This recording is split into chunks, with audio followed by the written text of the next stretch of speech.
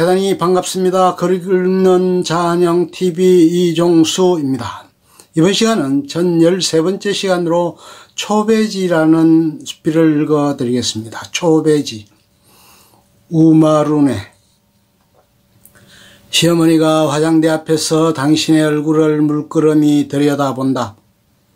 70년의 세월이 말해주듯이 하염없이 그친 얼굴이다. 한여름의 밭에서 기미가 올라왔고 스킨과 로션 없는 생활을 해오면서 요철이 심해졌다. 형광등에 반사될 때마다 초배지 같은 피부가 아른거린다.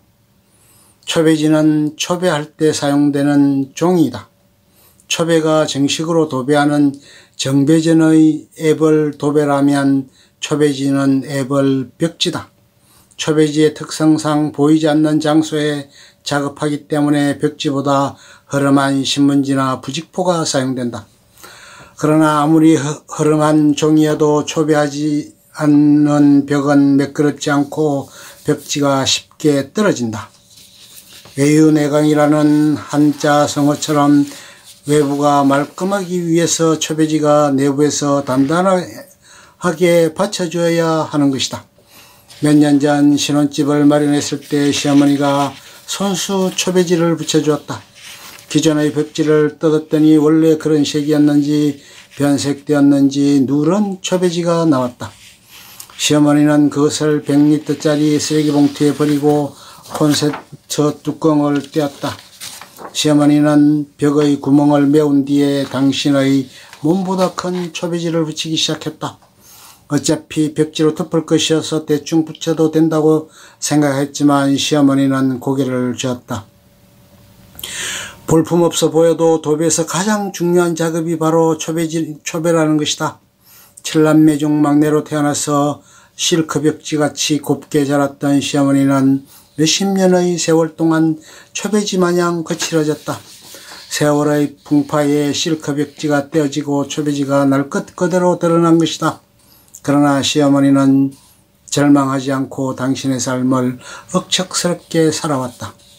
자식들을 키우고 농사꾼이었던 남편을 뒷바라지하고 도배 기능사로서 직업에서 이바지했다. 시어머니의 삶은 초배지만 남겨진 상태였지만 그것은 여전히 집안을 따뜻하게 품어주는 종이었다. 시어머니가 도배 기능사가 된 것은 시아버지가 농사꾼이 되었어였다. 시아버지는 사과나무의 품종을 개발하고 싶다는 야심찬 목표가 있었다. 그러나 3남매의 장남으로서 동생들을 책임져야 했고 결혼한 뒤에는 처자식이 문제였다.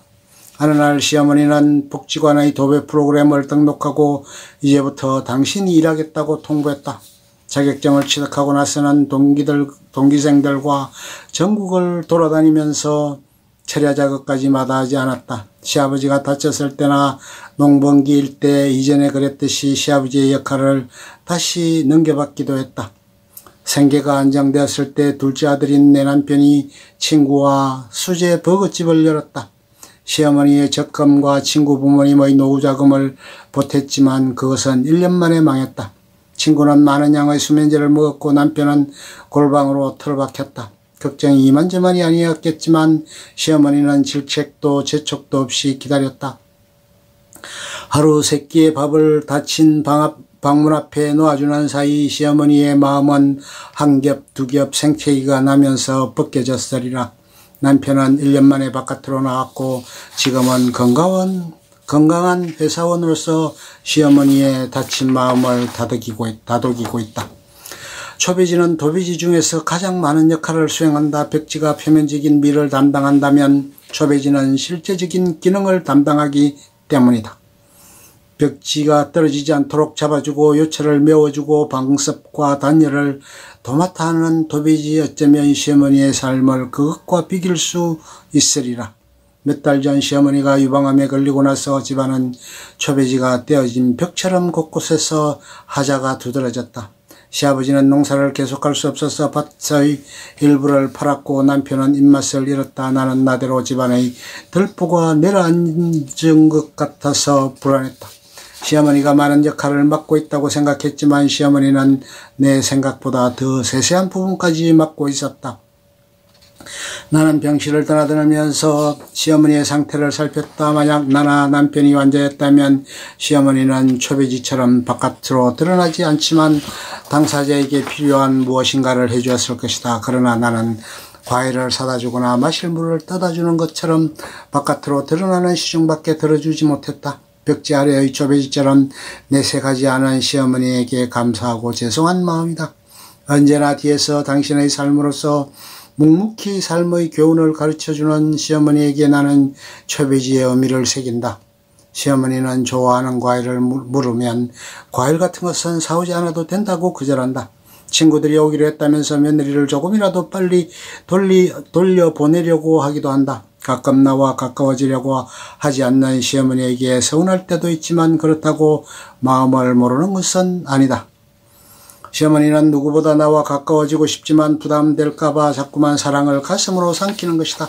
풀을 너무 많이 바른 백지는 쭈그러들기 때문에 또한 너무 적게 바르면 들뜨기 때문에 당신의 사랑을 한 장 한 장 신중하게 붙이고 있는 것이리라.